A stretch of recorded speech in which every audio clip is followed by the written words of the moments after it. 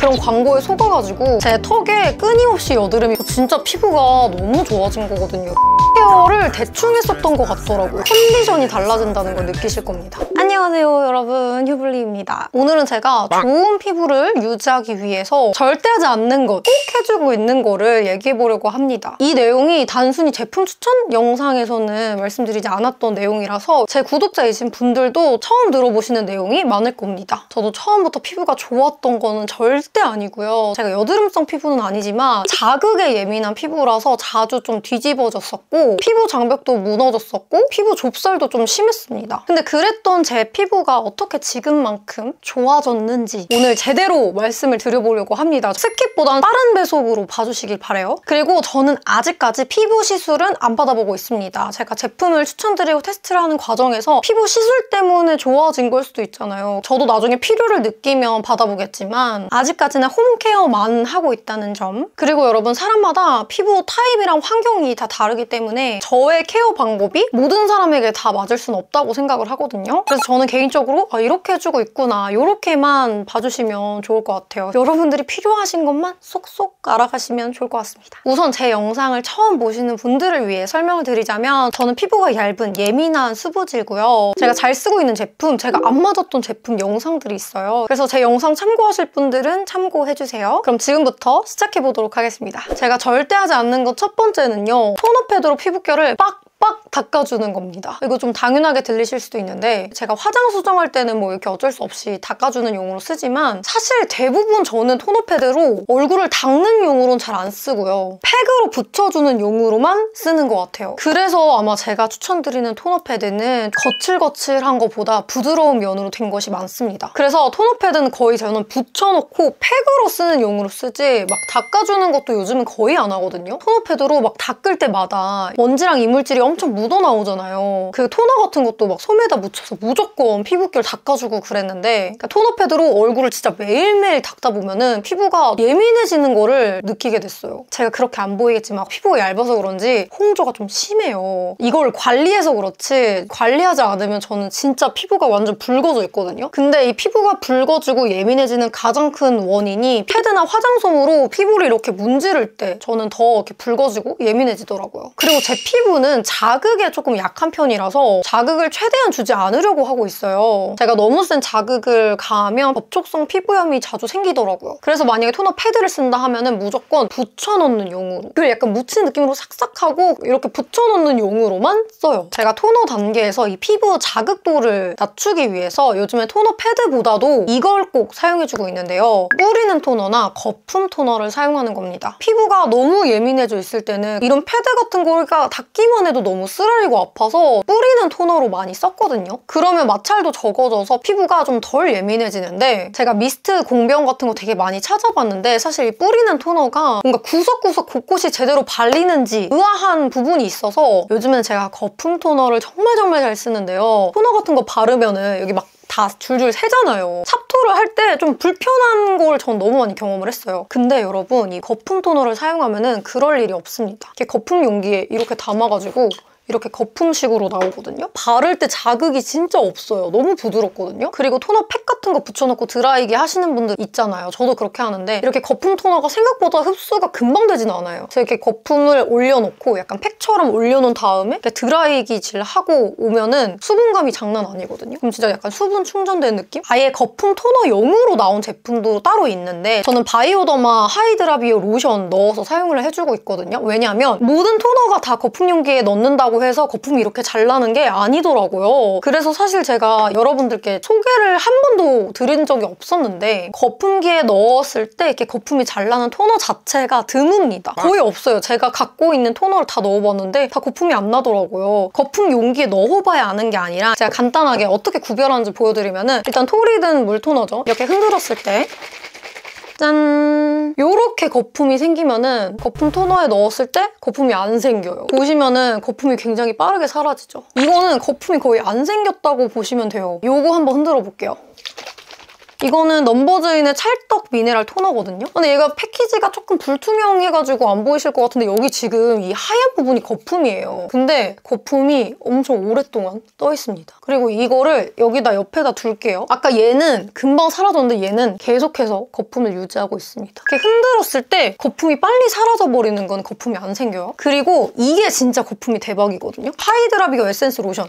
얘는 이렇게 흔들잖아요, 여러분? 그럼 거품이 장난 아니죠? 이게 제품 자체가 얼마 없는데 거품이 이렇게 나요. 심지어 이렇게 거품이 잔뜩 생기고도 안 사라집니다. 넘버즈인 것도 아직 그대로 거품이 남아있죠? 근데 토리드는 거품이 지금 나 없어요. 이런 걸로 구별을 조금 할 수가 있어요. 근데 거품층이 진짜 조금 이렇게 생긴 거 가지고는 이게 거품이 안 생기고 이 정도 거품이 잘 나는 게 거품 용기에 넣었을 때 거품 토너가 되더라고요. 그래서 거품 토너를 쓸 수 있었던 게 저는 이렇게 딱 2개를 거품 토너로 사용을 하고 있습니다. 그래서 거의 주로 요즘엔 이것만 쓰는 것 같고 얘는 파하 성분이 있어서 순한 각질 케어를 또 해줄 수 있어요. 그래서 요거 번갈아 가면서 사용을 하고 있습니다. 저처럼 피부가 예민하고 자극을 좀 줄이고 싶으신 분들은 거품 토너를 사용해보시는 걸 정말 추천드립니다. 진짜 부드럽거든요. 수분감 채우기도 진짜 좋고 잘 안 날아가요. 그래서 진짜 좋은 것 같아요. 그리고 뭔가 구석구석 꼼꼼히 잘 발라줄 수도 있습니다. 제가 절대 하지 않는 거 2번째는요. 잦은 이중 세안입니다. 저는 거의 이중 세안을 안 하고 저는 한 번의 클렌징으로 마무리를 해주는 편인데 아니 근데 언니 이물감이 남아있으면 나중에 트러블이 나기도 하고 이중 세안을 해야 제대로 씻기는 것 같지 않아요? 하시는 분도 있을 것 같은데 제가 피부가 얇아가지고 이중 세안을 하게 되면은 피부 장벽이 조금 더 얇아지는 그런 느낌? 이중 세안을 했을 때 막 홍조도 올라오고 예민해지는 걸 경험을 했어요. 그리고 제가 뭐 안 맞는 제품 때문에 피부가 뒤집어지기도 하지만 가장 피부가 심하게 뒤집어지는 원인 중에 하나가 과도한 클렌징이기 때문에 피부가 두껍고 노폐물이 잘 쌓이는 피부이신 분들은 이중 세안을 하시는 게 좋겠지만 저는 피부가 얇고 피지랑 이런 것도 막 딱히 잘 쌓이지 않는 피부거든요. 그래서 1차 세안으로 마무리를 해주는 편입니다. 근데 여러분 이 1차 세안을 꼼꼼히만 잘해줘도 이중 세안을 할 필요가 없어요. 그리고 막 약산성 같은 좀 세정력 순한 걸 2번 하시는 분도 있는데 차라리 순한데 세정력 좋은 제품이 있거든요. 그런 걸로 한 번에 끝내시는 게 좋습니다. 그러니까 세정력 약한데 순한 걸로 이렇게 2번 하는 것보다 한 번에 끝내는 게 낫죠. 그래서 저는 이렇게 한 번에 끝내는 클렌징 제품을 많이 쓰는데 일단 클렌징 오일 같은 경우는 넘버즈인 클렌징 오일이 마스카라까지 다 잘 지워지는 편이라서 저는 그 클렌징 오일을 사용을 해주고 있고요. 바닐라코 클렌징 밤 그것도 유명하죠. 이것도 마스카라까지 한 번에 잘 녹고 최근에 또 잘 쓴 게 마몽드 클렌징 밤 이것도 이제 마스카라까지 다 잘 지워지는 그런 클렌징 밤이었습니다. 그러니까 풀 메이크업 했을 때 이 제품들 쓰고 있고요. 뭔가 메이크업을 다 했는데 마스카라는 안 했다 이런 날 있거든요. 그럴 때는 휘프드 클렌징 제품을 쓰고 있어요. 용량 대비 가격이 좀 있다고 느끼실 수 있는데 진짜 돌고 돌아서 결국에 저는 이 제품을 쓰거든요. 마스카라 안 쓴 풀메한 날은 이걸로만 세안을 해줘도 정말 다 세안이 되더라고요. 휘프드 제품이 진짜 세정력이 좋아요. 제가 클렌징 폼 정말 N년째 유목 생활을 하다가 정착한 제품이라 가지고 이 제품이 약산성이 아니고 약 알칼리도 아닌데 미산성이거든요. 그래서 세정력이 좋아요. 근데 또 순해요. 피부에서 피지 분비량이 많으신 분들은 약산성보단 약 알칼리 많이 쓰시잖아요. 저는 약 알칼리 자체를 못 쓰거든요. 그걸 쓰면 피부가 그냥 다 뒤집어져가지고 근데 이 미산성 클렌저가 많이 없어요, 생각보다. 그래서 이거를 저는 잘 쓰고 있습니다. 근데 여기까지가 정말 중요해요, 여러분. 클렌징 할 때 제가 꼭 해주고 있는 건데요. 클렌징 오일 써도 이중 세안 하는데요? 하시는 분들 계실 것 같아요. 저는 유화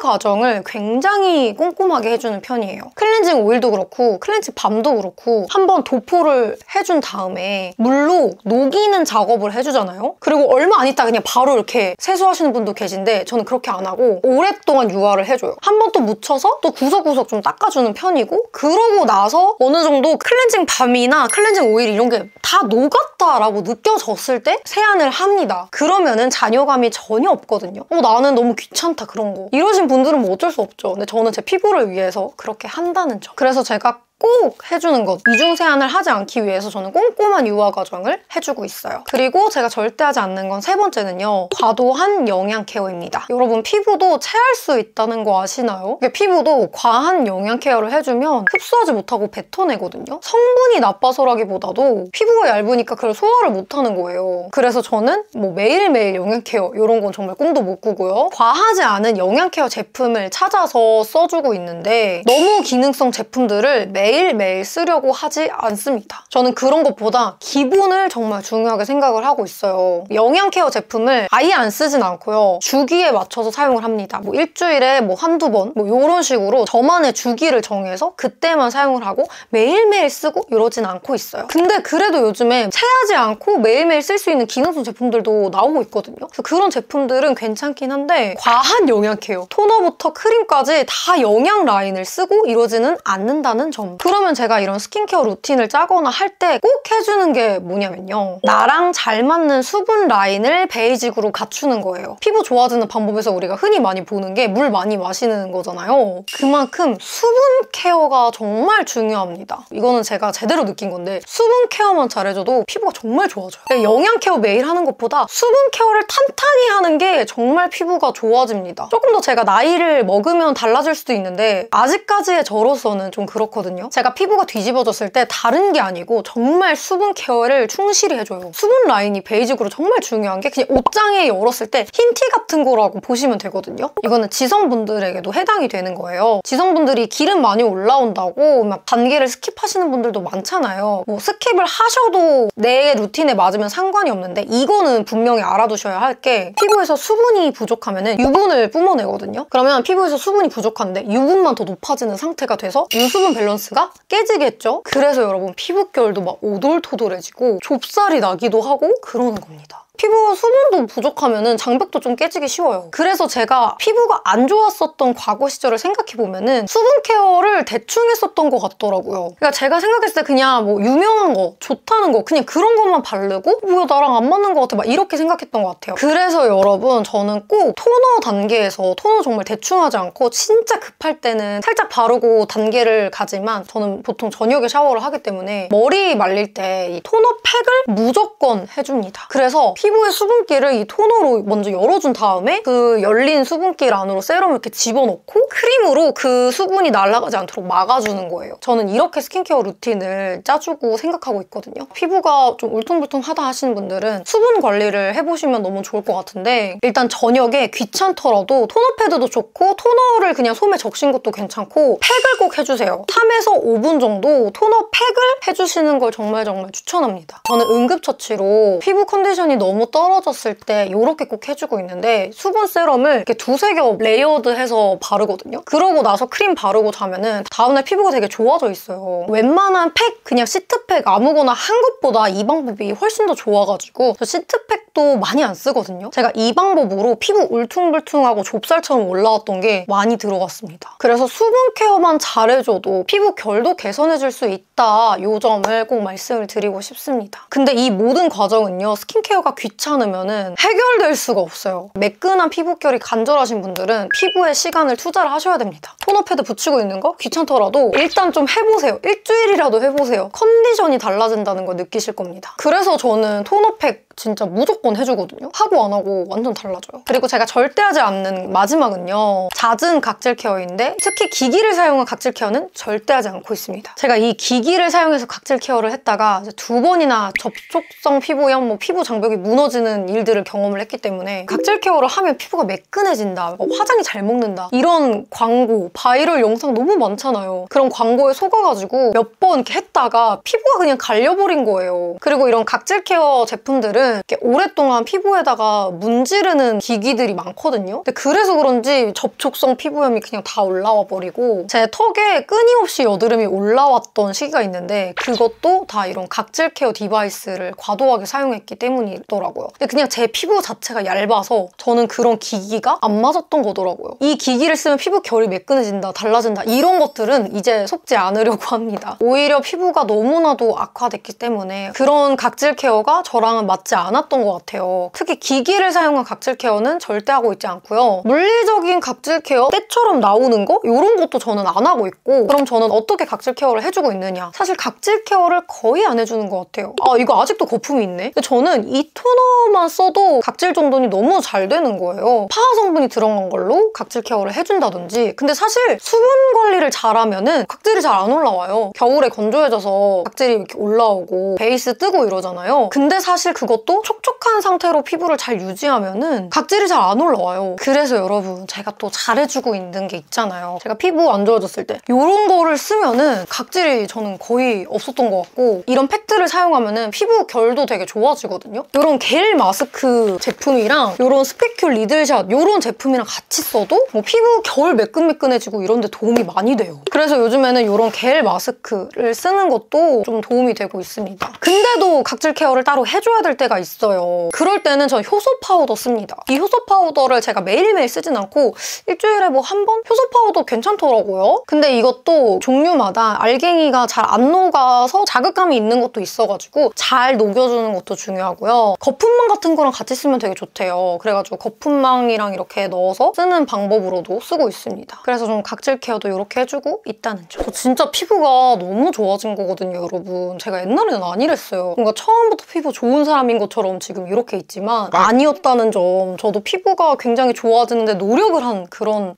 케이스예요. 나랑 피부 타입이 잘 맞는 유튜버 분을 찾는 것도 되게 중요하거든요. 내가 정말 애정하는 유튜버 분이야. 근데도 피부가 날 안 맞으면 제품 소개하는 거 구매할 때마다 실패하고 그래요. 제가 정말 좋아하는 유튜버 분이 있는데 그분이 마켓하고 그분이 좋다고 하는 거는 제 피부 타입이랑 안 맞아요. 왜냐면 그분은 피부가 저보다 훨씬 두꺼운 것 같더라고요. 그래서 좀 피부 타입 잘 맞는 유튜버 분을 찾아서 그분이 잘 쓰시는 제품을 쓰는 것도 피부가 좋아지는 데 도움이 되실 수 있을 것 같습니다. 저도 그랬거든요. 요즘 제 스킨케어 영상 좋아해 주시는 분도 많이 생기고 제 어떤 피부 타입이랑 비슷하신 분들도 봐주시는 것 같아가지고 오늘 이 영상 준비해봤는데요. 여러분들이 스킨케어 제품 구매하시고 찾고 좋은 피부가 되는데 도움이 되는 영상이 되기를 간절히 바라고요. 제가 오늘 영상에서 다룬 얘기 말고도 이런 케어는 어떻게 하고 있느냐라는 것들 좀 궁금하신 거 있다면 댓글로 남겨주시면 다음에 또 영상에서 한번 풀어보도록 할게요. 오늘도 함께 해주셔서 너무너무 감사드리고요. 우린 또 다음 영상에서 만나도록 해요.